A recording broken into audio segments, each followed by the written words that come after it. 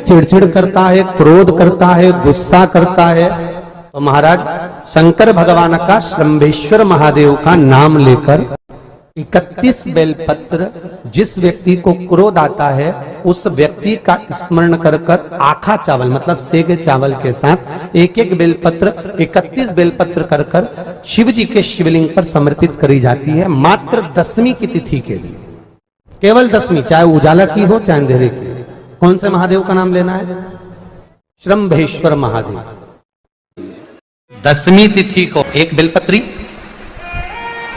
और उस बेलपत्री में एक चंदन की बिंदी और एक अक्षत का दाना मात्र रखकर भी अगर शिवालय पर चढ़ा दी जाती है, एक बेलपत्री, एक चंदन का बिंदी, और चंदन थोड़ा सा भी घिसो, जरा सा भी घिसो, उसकी एक बिंदी और एक चावल का दाना, जब हम भगवान देवादिदेव महादेव को समर्पित करते हैं, अपनी कामना कर कर समर्पित करते हैं, तो निश्चितता है कि आपने व्रत करा ना करा, आपने उद्यापन करा ना करा, आपने अनुष्ठान करा ना करा, शिव महापुराण की कथा कहती है शंकर भगवान उसका फल शीघ्र प्रदान कर देते। जैसे सूर्य को अर्घ देने के लिए जब नारी अगर पुरुष वर्ग सूर्य को अर्घ दे और उसका काम अटक रहा हो तो लक्ष्मी लेने के लिए तो आपको बताया था कि मिर्ची के दाने उसमें डालना है, पर अगर कोई काम अटक रहा उसके लिए कंकु डालकर सूर्य को अर्घ देना चाहिए। बच्चा पढ़ाई के लिए जा रहा हो, परीक्षा में पास होना है, सीए की पढ़ाई बैठ रहा हो या इंजीनियर की पढ़ाई कर रहा हो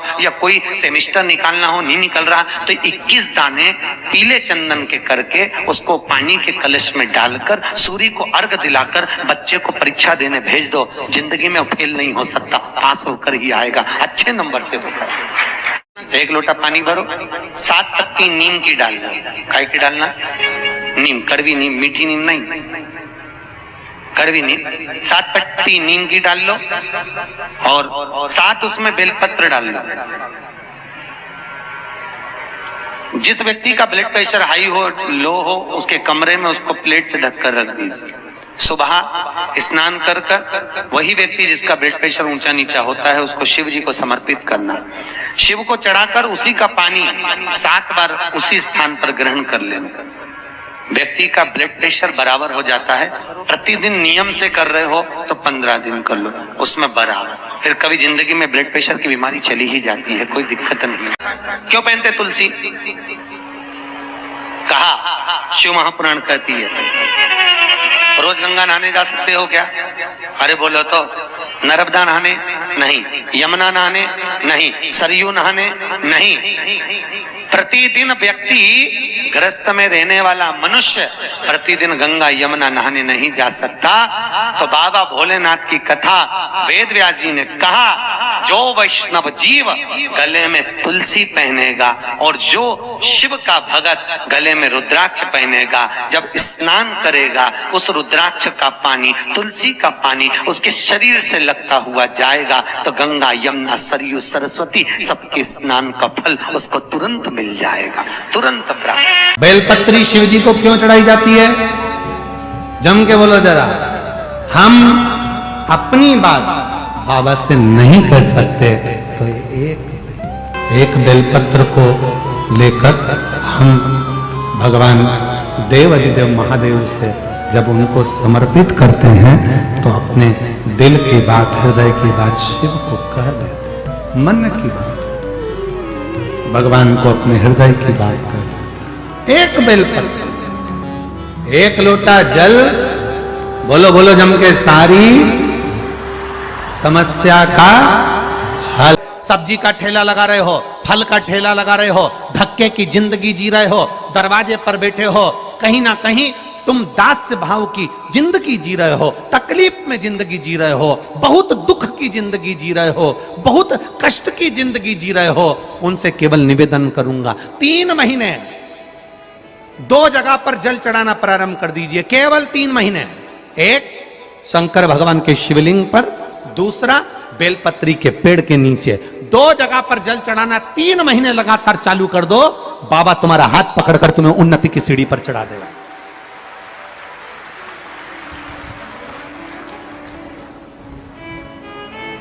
हमें कोई चमत्कार करना नहीं आता और ना हम कोई तंत्र विद्या या मंत्र विद्या जानते हैं।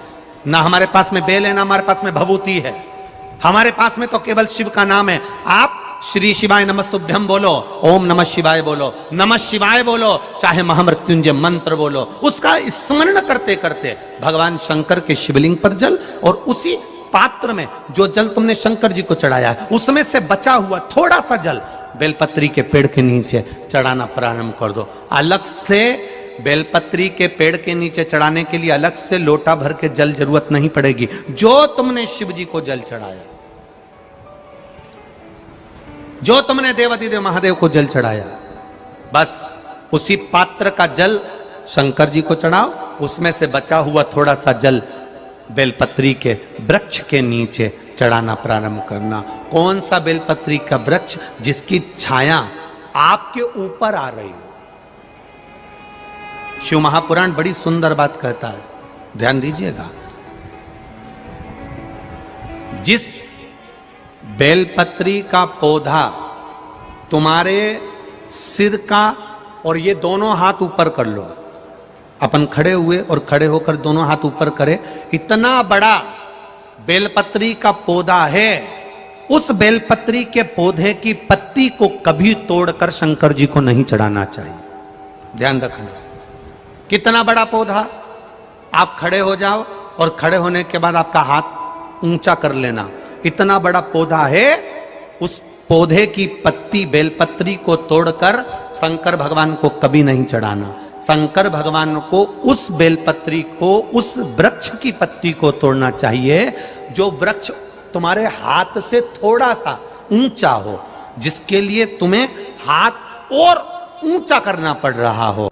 जैसे एक बच्चा अपनी मां की गोद में बैठने के लिए दोनों हाथों से उचकता है, आवाज लगाता है, उचकता है, आवाज लगाता है, हाथ ऊपर करता है, तो मां उस बच्चे को गोदी में ले लेती है। उसी तरह उस बेलपत्री के वृक्ष की पत्ती तोड़ना चाहिए जिसने थोड़ी उन्नति कर ली हो, जो थोड़ा ऊंचा हो गया हो। तुम उसको पाने का प्रयास करो तो भगवान भी तुम्हें अपनी गोदी में ले ले। ऐसे वृक्ष की पत्ती तोड़।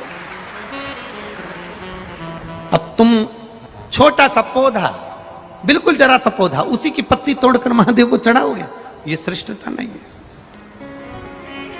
छोटा सा पौधा है, उसकी पत्ती को तोड़कर आप चढ़ा रहे हो महादेव को, उसमें श्रेष्ठता नहीं है। वो छोटा है, जो बड़ा, जिसकी छांव तुम्हारे सिर पर आ जाए, आशीर्वाद जिसका तुम्हारे सिर पर आ जाए, उसके नीचे जाओगे, उसके नीचे आराधना करोगे तो थोड़ा सुख का भान होगा। जो छोटा पौधा है उसको बड़ा करने का प्रयास करो, और जो बड़ा है उसके नीचे जो शिव जी को एक लोटा जल चढ़ाया, बाद में वो जल ले जाकर आपने बेलपत्री के पेड़ के नीचे समर्पित करा, शंकर भगवान को दिया, और फिर बेलपत्र को समर्पित करा, उसका सुख, उसका आनंद, उसकी भक्ति, उसका स्नेह, उसका स्मरण सुख प्रदान करेगा। आ रहे थे गुरुजी, हम 3 महीने से मंदिर जा रहे हैं, हम 5 महीने से मंदिर जा रहे हैं, भगवान तो हमारी सुन ही नहीं रहा। भगवान से हमारा कौन सी दुश्मनी है जो भगवान ने सारा दुख हमको दे दिया? भगवान हमारी सुन ही नहीं रहा।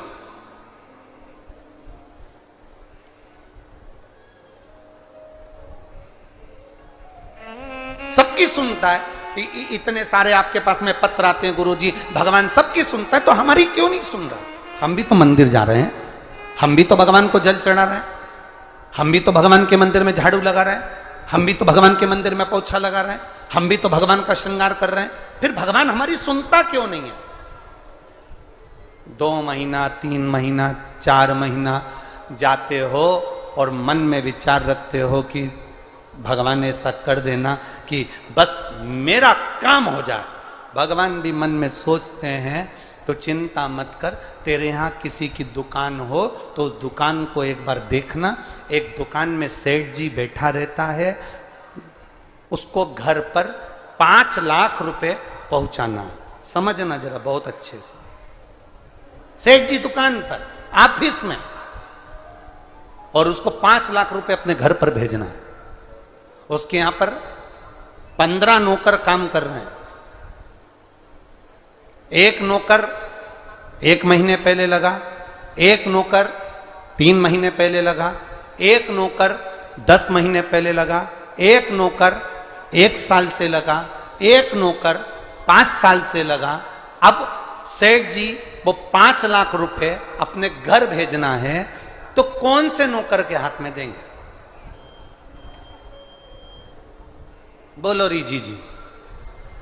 जो 1 महीने काम पर आया उस पर, जो 2 महीने काम पर आया उस पर, जो 3 महीने काम पर आया उस पर, जो 4 महीने काम पर आया उस पर नहीं। सेठ जी ने पुराने को बुलाया, इधर आओ, इधर आओ। हाँ सेठ जी, बेटा ये बैग घर पर रख के आना, हो संभाल के ले जाना, 5 लाख रुपए सावधानी से ले जाना। जी आप चिंता मत करो सेठ जी, आप बिल्कुल चिंता मत करो। सेठ जी ने 5 लाख का बैग दिया और 5 लाख का बैग उस पुराने नौकर ने, जो 2 साल से 3 साल से 4 साल से लगातार सेवा में लगा हुआ था, वो 5 लाख का बैग सेठ जी ने उसके हाथ में पकड़ाया कि ये तुम देकर आना। बस उसी तरह वो भोलानाथ और अपन उसके चाकर हैं, वो भी हमारे हाथ में इतनी जल्दी नहीं दे देता है, वो देगा जब जब आपको पूर्ण तरह से परख लेगा।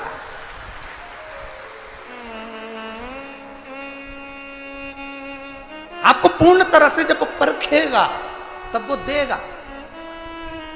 और आप क्या करते हो?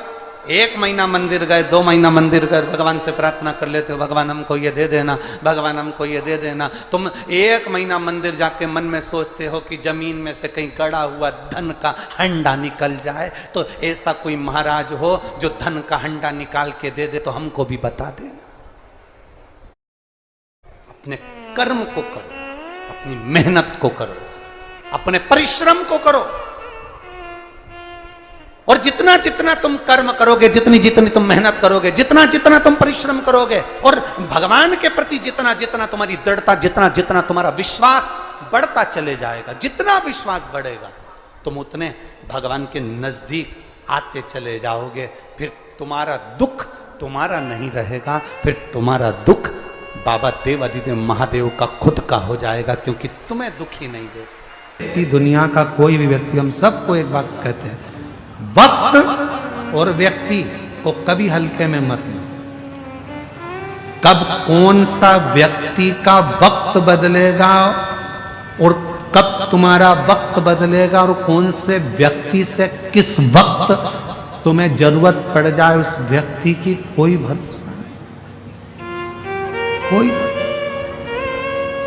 वक्त और व्यक्ति इनको कभी हल्के में नहीं। समय सबका पलटा, सबका।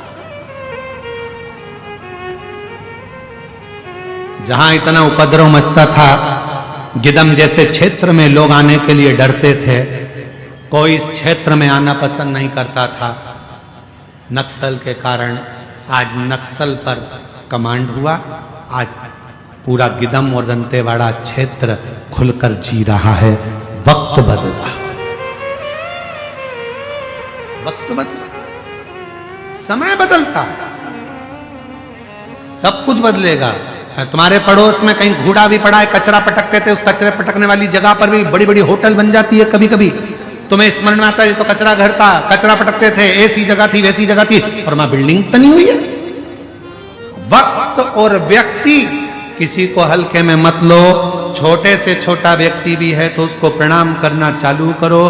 कब वो अच्छी जगह पर बैठ जाएगा, कब वो बहुत ऊंचे सिंहासन पर बैठ जाएगा, किसी को नहीं मालूम है। कब वक्त पलट जाएगा, किसी को नहीं मालूम है। इसलिए याद रखो, वक्त और व्यक्ति को कभी हल्के में लेकर मत चलो। समझ कर चलना, जो वक्त आज है भगवान की कृपा से अच्छा है, इसी को हम खुश होकर जिए। कल का इंतजार ना करो, और दुनिया कल के इंतजार में बैठी। कल क्या महाराज,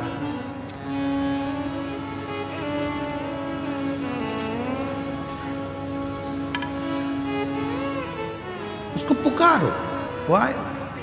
श्री शिवाय नमस्तु,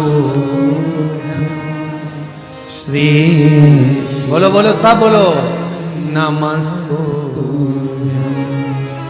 श्री शिवाय नमस्तुभ्यं। श्री शिवाय नमस्तुभ्यं। पीछे वाले भी आवाज आना चाहिए आप लोगों की यहां तक। श्री शिवाय नमस्तुभ्यं। श्री शिवाय नमस्तुभ्यं। ये वो मंत्र है जिस मंत्र के बल पर अगर व्यक्ति दिन भर में इस मंत्र का 21 बार